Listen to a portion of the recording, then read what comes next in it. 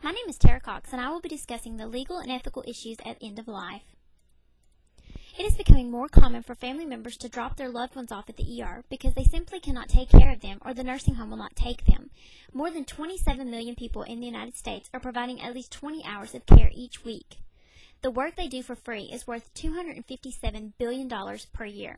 The case study I will present includes a 72-year-old Caucasian female arrives in the ER via EMS with a complaint of her family just cannot take care of her any longer.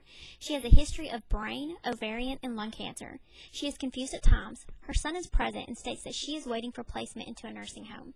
Her son reports that he and his family are tired and cannot give the patient the care she needs. He wants her to be hospitalized until she can be placed into a nursing home. Following the moral model for ethical decision-making, I will first massage the dilemma. A patient is being dropped off at the ER for no specific complaint other than her family just cannot take care of her any longer. The family is waiting for placement into a nursing home. The family clearly lacks information on where to go for help. The family is exhausted and the patient is confused at times but does know who and where she is. Next, I would outline the options. The first option includes the doctor can admit the patient for observation until the patient is placed into a nursing home. The consequences include this would give the family members some time to rest. However, it takes up a bed in the hospital that could go to someone who really needs it. The second option includes refusing to admit the patient because there is no chief complaint that is necessary for admission.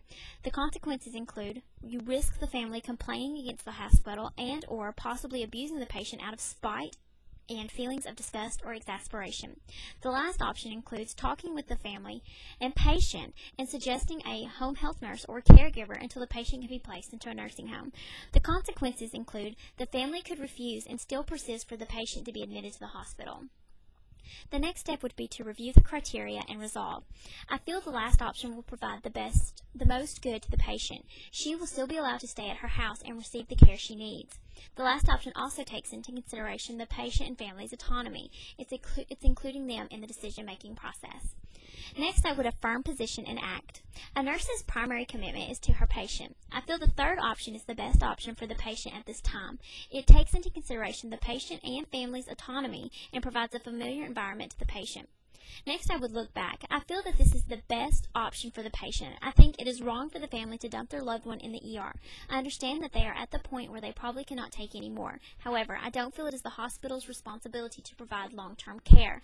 I feel that sometimes people abuse the healthcare system because they don't know what else to do. As a nurse, I could explain to the patient the options that are available. It's important to mention that every family member should be involved in discussions and decision-making and share the workload.